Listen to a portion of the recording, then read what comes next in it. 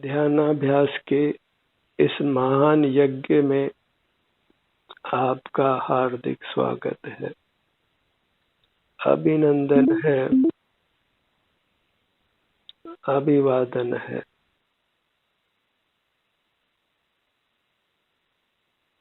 आपका शरीर ही महान आनंददाता है। उससे ही सुख की आशा लगाकर उसको अनुभव में लीजिए। इसके लिए अपने नेत्रों को बंद कर लें।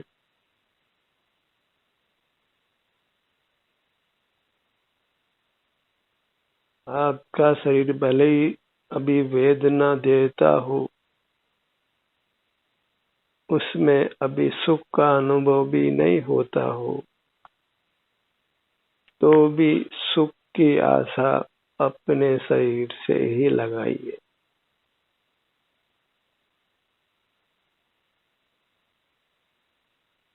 कर्मों का आवरण होने से, बहिर्मुखता होने से हमारे शरीर का आनंद ढका हुआ है।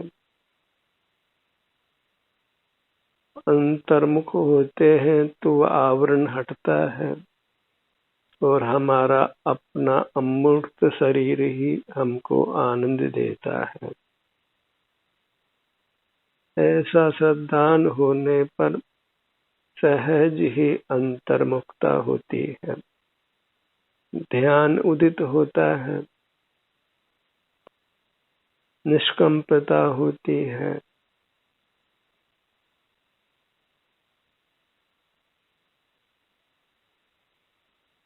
समाधि की स्थिति उत्पन्न होती है, स्वावलंबन होता है, परम शांति का उद्भव होता है। बाह्य जगत से सुख के लिए निराश होना है और अंतर जगत जो हमारा अपना मूर्त शरीर है, हमारी अपनी मूर्ति है, उसके प्रति ही आशावान होना है। होकर निराश जग भर से मैं अपने शरीर की ही शरण में आया, अपनी ही शरण में आया। और जब जीव अपनी ही शरण में आ जाता है तो वह अल्पकाल में ही परमात्मा हो जाता है। वह भी इसलिए कि वह अंतरंग में परमात्मा है। बस आवरण हटाना है, मूर्त कर्म का आवरण जो बहिर्मुखता होने से हुआ है।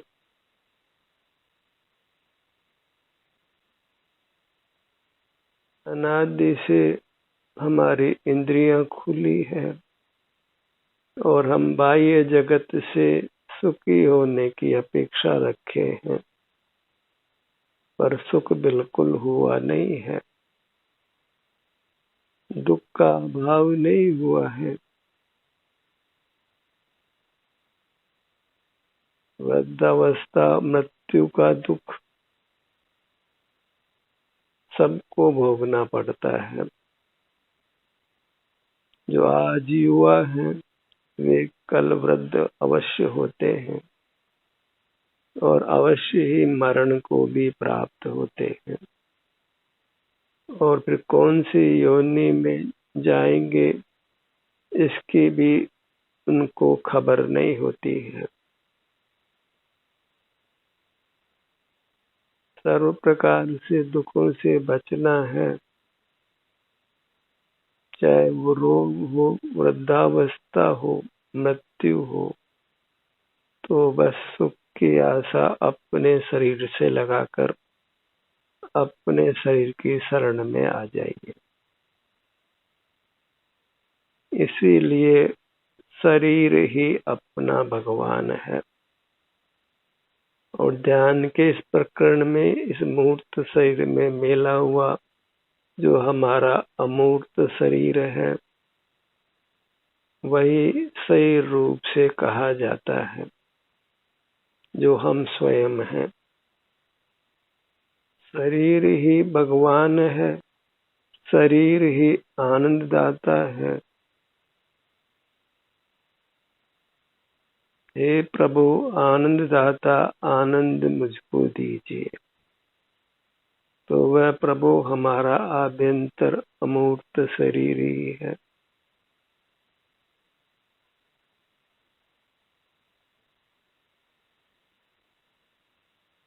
इसी में हमको शरण प्राप्त होती है।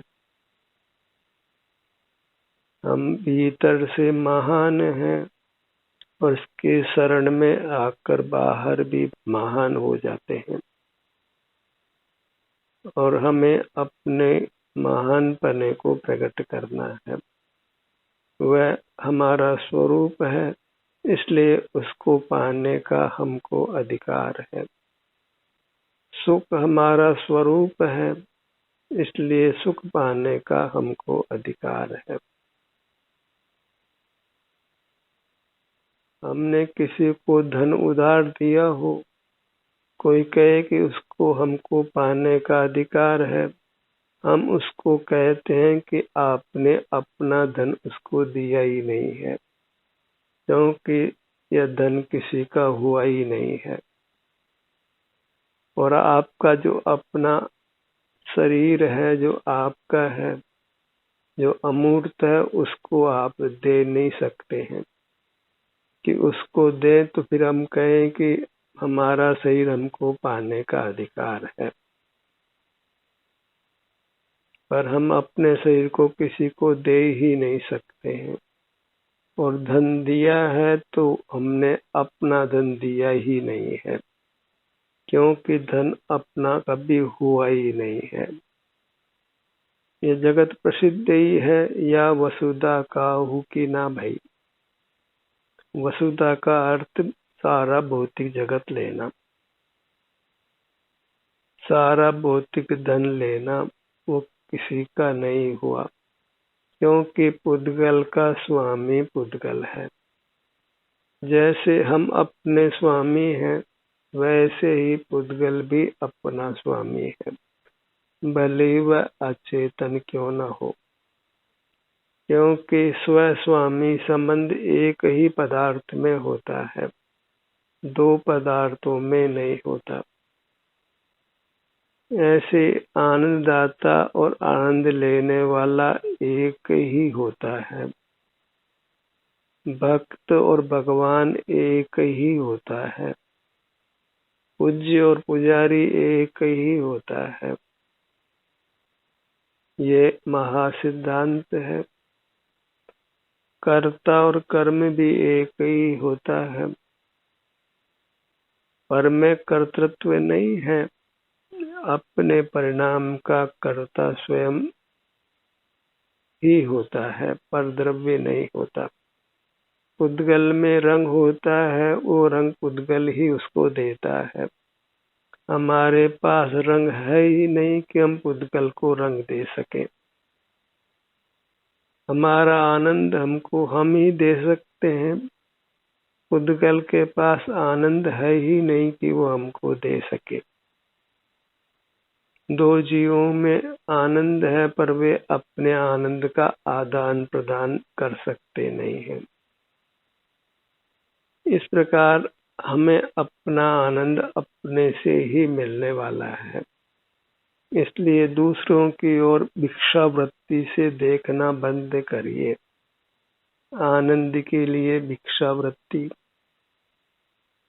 तभी तो हम पर के सन्मुख रहते हैं। और धर्म के नाम पर भी हम कहते हैं, हे प्रभु आनंद दाता, आनंद मुझको दीजिए। यही तो भिक्षावृत्ति है, भगवान से आनंद को मांगना।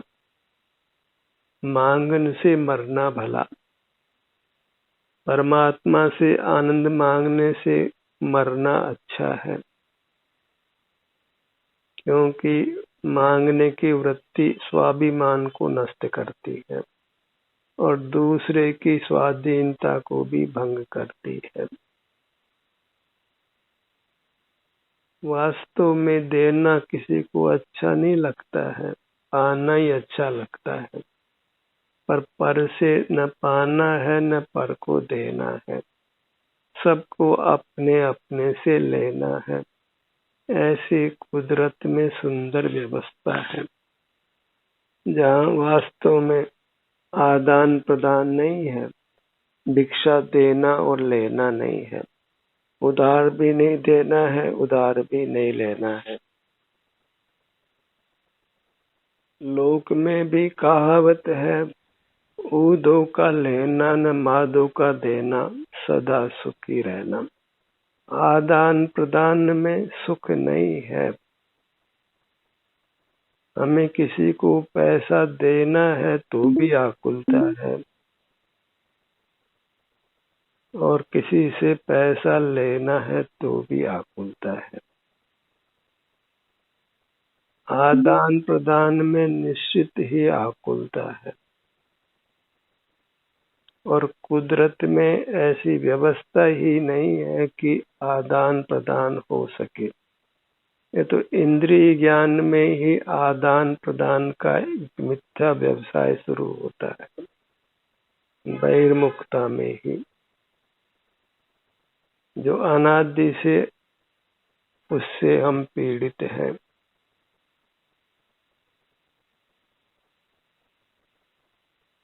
बहिर्मुखता अनादि से है, इसके संबंध में कोई तर्क नहीं है और अनादि से हम दुखी है, यह भी परम सत्य है। तो बहिर्मुखता को मिटाना ही होगा यदि हम दुखों का खात्मा चाहते हैं और हमें अंतर्मुख होना होगा, अपने सन्मुख होना होगा, जहाँ किंचित भी भिक्षावृत्ति नहीं है, स्वाभिमान बना रहता है, कोई आदान प्रदान नहीं है, कोई उपकार अपकार नहीं है, कोई किसी प्रकार का विकल्प नहीं है, कोई श्रम नहीं करना है, कोई जोखिम भी नहीं है। अंतर्मुखता में सब गुण हैं और बहिर्मुखता में सब अवगुण हैं। और अंतर्मुखता का तो वास्तव में एक ही गुण है कि अंतर्मुखता आनंद दाता है और बहिर्मुखता में तो नाना दोष उत्पन्न होते हैं, नाना विकार उत्पन्न होते हैं और उनसे हम नाना प्रकार के दुख पाते हैं। अब एक ही समस्या है कि हमारी बहिर्मुखता कैसे मिटे और कैसे हम अंतर्मुख रहें, क्योंकि सर्वथा अंतर्मुख होने पर ही जीव परमात्मा होता है। बहिर्मुखता का लेश भी होने पर जन्म मरण होता ही रहता है, क्योंकि भिखारी को कौन भगवान बनाएगा। जो बहिर्मुख है वह पर से सुख की भीख मांगता है, सुख की आशा रखता है, इसलिए बहिर्मुख तो भिखारी है और भिखारी रईस नहीं होता है, स्वाभिमानी नहीं होता है, वह सदा ही पामर रहता है, दुखी रहता है, तिरस्कार ही पाता है, आदर नहीं पाता है। जो परमात्मा से भी आनंद की कामना रखते हैं वे तिरस्कार को ही पाते हैं, आनंद नहीं पाते हैं। सुख के लिए किसी परमात्मा का दर्शन नहीं करना है, पर परमात्मा का दर्शन ही करना इष्ट है तो फिर अपने को परमात्मा मानकर दर्शन करिए। परमात्मा को आनंददाता मानना ही है तो अपने को ही आनंददाता मानिए, अपनी ही मूर्त को। जो मूर्त मूर्त के भीतर अपनी अमूर्त मूर्त है, यही छिपा हुआ परमात्मा है जिसको हमने प्रकट करना है, जिसके सन्मुख रहना है। येन केन प्रकारेण ये काम हमको करना है। एक इच्छा भी यदि हमारे भीतर जाग जाती है अंतर्मुख रहने की, अपने ही सन्मुख रहने की, तो बस जहाँ चाह होती है वहाँ राह मिल ही जाती है।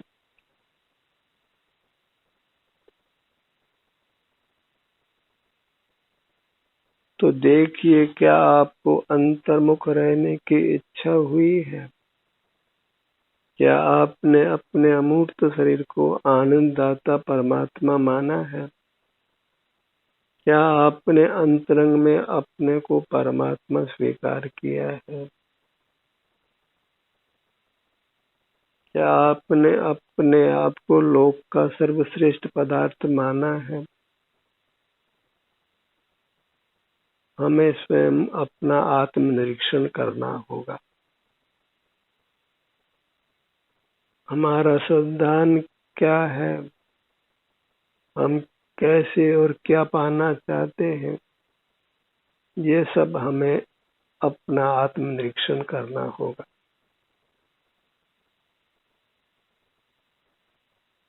क्योंकि वह आत्मनिरीक्षण ही हमें अपने दोष प्रकट करता है, जिनसे हम अपने आप को मुक्त कर सकते हैं। और सब दोषों की निवृत्ति का उपाय फिर अपने सन्मुख रहना है, अंतर्मुख रहना है। क्योंकि अंतर्मुखता ही परमात्म दशा देती है, जन्म मरण से मुक्त करती है। हम दिन प्रतिदिन लोगों को मरते हुए देखते हैं, तथापि हम जागृत नहीं होते। ऐसा लगता ही नहीं है कि हमको मरना है। वन में आग लगी हो, वन के बीच में वृक्ष पर बैठा कोई पक्षी ये समझता है कि सब जल रहे हैं पर मैं नहीं जलूंगा, पर उसका ये श्रद्धांत ठीक नहीं है। उसको कोई उपाय करना चाहिए जलते हुए वन से बाहर निकलने का। उस पक्षी को उस वन को छोड़कर बाहर चले ही जाना चाहिए।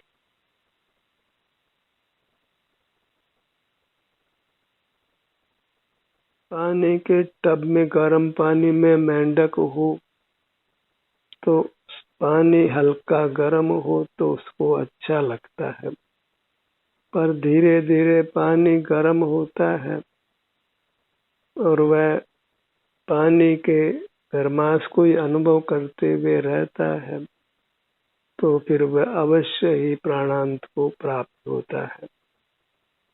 ऐसे बाह्य जगत में हमको अच्छा लगता है और हम फिर बाह्य जगत में ही बने रहते हैं, तो फिर अवश्य ही मरण को प्राप्त होते हैं, माने दुखों को प्राप्त होते हैं। बाह्य जगत में आग लगी है, दुखों की आग लगी है, भयंकर आग लगी है। हमें अपने आप को उससे बचाकर अंतर में जाना है, अपने में स्थित रहना है। तब तो हम उस आग से दुखों से बच सकते हैं, अन्यथा तो दुखों से ग्रस्त होना ही होगा। और यहाँ तो अंतर में आते ही अल्पाधिक शांति अवश्य होती है। तो फिर यह सावधान कर लीजिए कि बाहर दुख है और भीतर सुख है। और फिर हमको अंतर यात्रा करनी है, योग निद्रा करनी है। जो योग निद्रा करते हैं वे योगी कहलाते हैं, और जो जागते हुए रहते हैं बाहर में वे भोगी कहलाते हैं। हमको सोना है, योगी की तरह सोना है, जहाँ निद्रा नहीं है, दुस्वप्न भी नहीं है, और पूरा विश्राम लेते हैं, अपने सन्मुख रहकर अपने शरीर का एहसास करते हुए। सिर से पांव तक ही बने रहना है, जहाँ हमारी पहुंच सदा ही है। उसके लिए अगला पल इंतजार नहीं करना पड़ता है। जिस पल आप चाहते हैं उस पल ही अपने आनंद को भोग सकते हैं, अपना एहसास कर सकते हैं। न एक सूत दूर है, न एक पल दूर है हमारा आनंद, हमारी शांति। हमारी शांति एक सूत दूर नहीं है, एक पल भी दूर नहीं है। बस बाहर जो आंखें फाड़ फाड़ कर हम देखते हैं सुख की आशा से, बाहर की दुनिया को,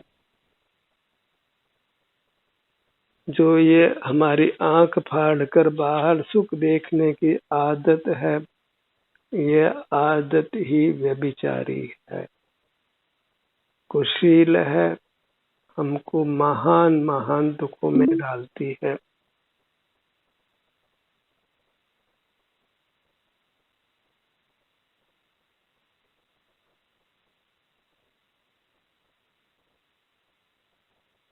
आओ चेतन निज में आओ, आनंद भीतर बुला रहा है। निज में आनंद है क्योंकि वह आनंद का ही बना है। मैं निजानंद स्वरूप हूँ, अपना ही आनंद है। कितने लोग नाम अपना रखते हैं आत्मानंद, पर केवल नाम ही नहीं रखना है, उसका भाव भाषण होना चाहिए। आनंद नाम रखने मात्र से आनंद नहीं मिल जाता है, उस आनंद को पाना है, उसके सन्मुख रहना है।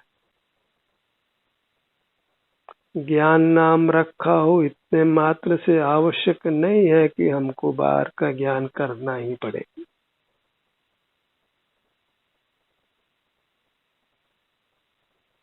नाम पहचान मात्र के लिए है, पर हमारा यथार्थ नाम तो आनंद है। अपने आनंद को चेतना ही हमारा स्वरूप है, आनंद को भोगना ही हमारा स्वरूप है, जहाँ पर की ओर बिल्कुल भी नहीं देखना है।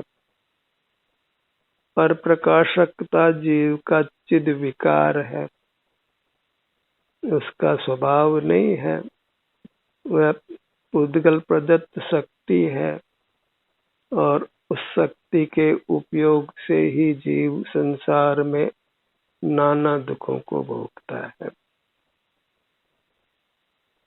जीव मात्र स्व संवेदक है, अपना आनंद भोजी है। यहाँ प्रकाश का कोई काम नहीं है, यहाँ तो आनंद का भोग है। प्रकाश तो उद्गल का स्वरूप है। सूरज का प्रकाश जगत को प्रकाशित भले ही करता हो, पर हमारा स्वभाव प्रकाश करना नहीं है। वह पुद्गल की सामर्थ्य है, पुद्गल की सहाय से ही हम बाहर की दुनिया को देखते हैं, बाहर की दुनिया से सुख की आशा लगाते हैं। तो इस पुद्गल की जो प्रकाशकता है, इसको पुद्गल के पास ही रहने दीजिए। आप तो अपने आनंद को भोगिए। ये पुद्गल के संबंध से हम पुद्गल जैसे हो रहे, जैसे चोर की संगति से चोर हो जाते हैं, ऐसे ये पुद्गल की संगति छोड़िए। पुद्गल को पाकर इंद्रिय द्वार से हम पुद्गल की संगति करते हैं, और ये वाकई बहुत बुरी बात है। हमें इस बुरी बात से अपने को छुड़ाना है, और जो हमारा स्वरूप है अपने आनंद को भोगते हुए रहना, वह स्वरूप ही अच्छा है। इसके लिए बस सिर से पांव तक रहकर आनंद भोगिए, और इस आनंद को छोड़ना नहीं है, नहीं तो फिर दुख होगा। आनंद से च्युत होंगे तो दुख में जा पड़ेंगे। फिर वो पुद्गल की साय से पुद्गल जैसा प्रकाशक होना होगा, जड़ होना होगा। ज्ञान जितना भी है, इंद्रिय ज्ञान, वह सब पुद्गल की कृपा से हुआ, एक पुद्गल के प्रकाश जैसा जड़ है। भले हमें उसमें चेतनता का भ्रम होता हो, पर वास्तव में वह चेतन नहीं है। ज्ञान को अचेतन ही जानो, और आनंद है वही चेतन है, क्योंकि चेतना अनुभव करना आनंद का ही होता है। हम आनंद को चेतते होने से ही चेतन है, जीव है। प्रकाशकता से तो वास्तव में हमने अपने जीवत्व को खोया है, सारा जगत ने खोया है। और चोर चोर मोसेरे भाई, सब जीव ऐसे ही प्रकाशक हो रहे हैं। हमें जगत से अलग पढ़कर अपने आनंद के भोक्ता होना है। वही हमारा अधिकार है जिसको हमने पाना है। ध्यान का ये सत्र यही समाप्त होता है। आपकी सहभागिता के लिए धन्यवाद।